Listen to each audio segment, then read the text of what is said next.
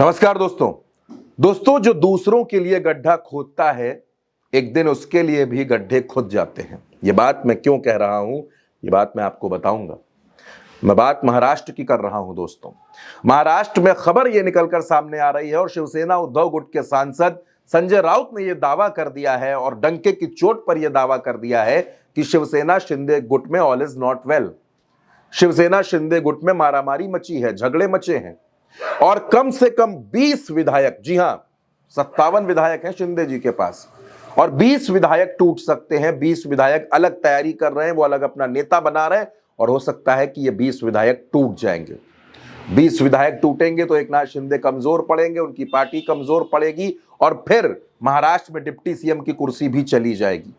अब ये 20 विधायक कौन तोड़ रहा है, इसके पीछे कौन है, इसको भी समझने की कोशिश करेंगे दोस्तों महाराष्ट्र में एकनाथ शिंदे मुख्यमंत्री रहे हैं और वो मुख्यमंत्री कब बने थे, जब उन्होंने शिवसेना, जो मेन शिवसेना थी, जो बाला साहब ठाकरे की शिवसेना थी, उसमें फूट करा दी थी, उसमें टूट करा दी थी। उसके बाद दो गुट बन गए थे। शिवसेना के एक गुट को शिंदे साहब अपने साथ लेकर आए, सरकार में शामिल हुए, महायुति की सरकार बनी, वो मुख्यमंत्री बन गए।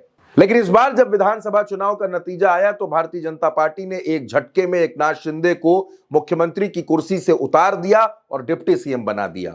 और डिप्टी सीएम तो छोड़िए, गृह विभाग तक नहीं दिया। जो विभाग वो मांग रहे थे वो तक नहीं दिया। उनके लोगों की छुट्टी करनी शुरू कर दी, उनके फैसलों पर रोक लगानी शुरू कर दी, कुछ फैसलों पर तो जांच के आदेश दे दिए।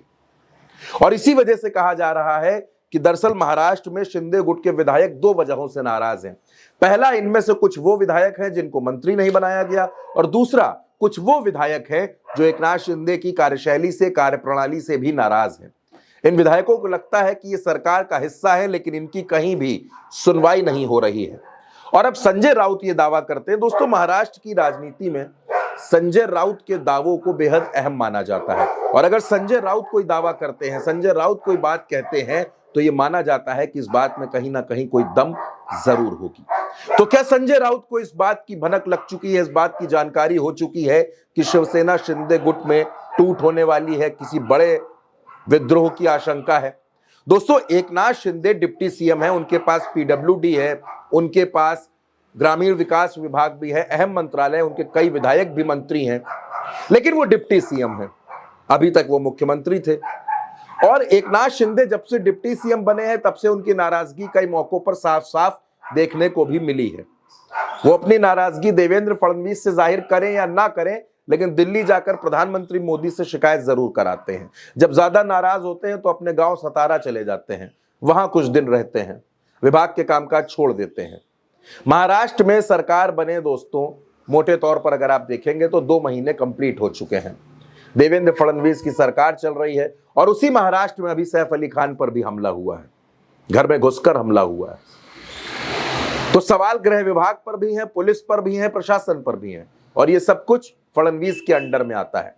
कुल मिलाकर महायुति में सब कुछ ठीक नहीं चल रहा। ऐसा लग रहा है कि एकनाथ शिंदे की पार्टी अगर टूटी तो एकनाथ शिंदे की डिप्टी सीएम की कुर्सी भी चली जाएगी। और ऐसी स्थिति में एकनाथ शिंदे क्या करेंगे?